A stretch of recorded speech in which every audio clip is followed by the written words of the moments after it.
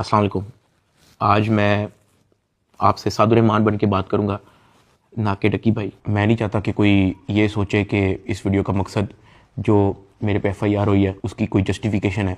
I am simply here to apologise. मेरे किसी भी कंटेंट से अगर आज तक कोई भी नेगेटिवली इम्पैक्ट हुआ है, मैं उस चीज़ के लिए माफ़ी मांगता हूँ। मेरी हमेशा से सिर्फ यही इंटेंशन रही है कि मैं लोगों को एंटरटेन करता रहूँ और कुछ ना कुछ जो है वो मैं नया लाता रहूँ। लेकिन मेरे अनजाने ना अनजाने में अगर मेरे से कोई कंटेंट कभी ऐसा पोस्ट हुआ है जिससे कुछ नेगेटिवली इम्पैक्ट हुआ है, या कोई प्रमोशन ऐसी हुई है जिससे कोई नेगेटिवली इम्पैक्ट हुआ है, मैं उस चीज़ के लिए पूरे कौम से माफ़ी मांगता हूँ। Let the court handle. मैं लीगली इस मैटर को एंड तक देखूँगा। मैं कोर्ट्स के साथ पूरी तरह कोऑपरेट करने को रेडी हूँ और कर रहा हूँ।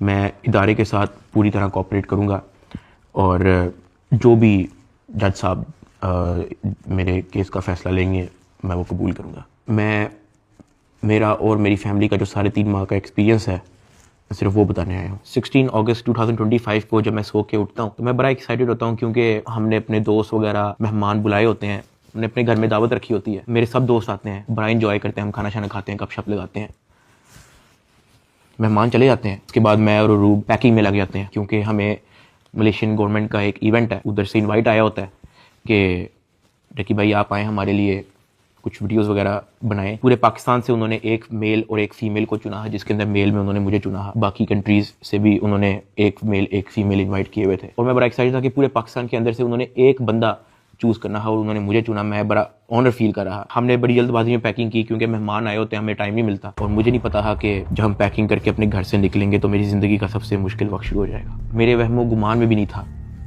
कि मेरे साथ क्या होने जा रहा है। हम जब पैकिंग करके सामान गाड़ी में रखते हैं, गाड़ी हमारी एयरपोर्ट की तरफ चल पड़ती है। एयरपोर्ट पहुंचते हैं, हम सामान अपना अनलोड करते हैं। रात के 9 बजे के करीब हमारी फ्लाइट होती है। हम काउंटर पे जाते हैं और हमें अपना बोर्डिंग पास मिल जाता है। उसके बाद जहाँ पे इमिग्रेशन होनी होती है, जहाँ पे आपके पासपोर्ट पे एग्जिट स्टैंप लगती है, हम जब वहाँ पे पहुँचते हैं तो वो मेरे से पूछते हैं कि आप पे कोई FIR तो नहीं है।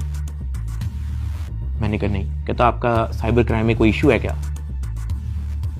मैंने कहा नहीं। कहते आप हमारे साथ आ जाएं। मैं और अरूब एक दूसरे की तरफ देखते हैं कि ये क्या हो गया। हम किसी को ऑन टाइम ज़्यादा इन्फॉर्म ही नहीं कर पाते हैं। मैंने ज़िया को सिर्फ मैसेज कर दिया है कि ये इस तरह से इशू हो गया है, तो शायद हम फ्लाई ना कर पाएं, तो आप प्लीज़ गाड़ी जो है वो एयरपोर्ट ले आओ और हमें यहाँ से पिक कर लो। हमें लगा कि शायद हमें बस सिर्फ फ्लाई नहीं करने देंगे और हम घर जा सकेंगे। 5-10 मिनट के बाद इमिग्रेशन वाले हमसे हमारे मोबाइल ले लेते हैं, कहते हैं कि इसको एयरप्लेन मोड पर लगा दें और अरूब की तरफ वो इशारा करते हैं कि अगर आप जाना चाह रही हैं मलेशिया तो आप जा सकती हैं।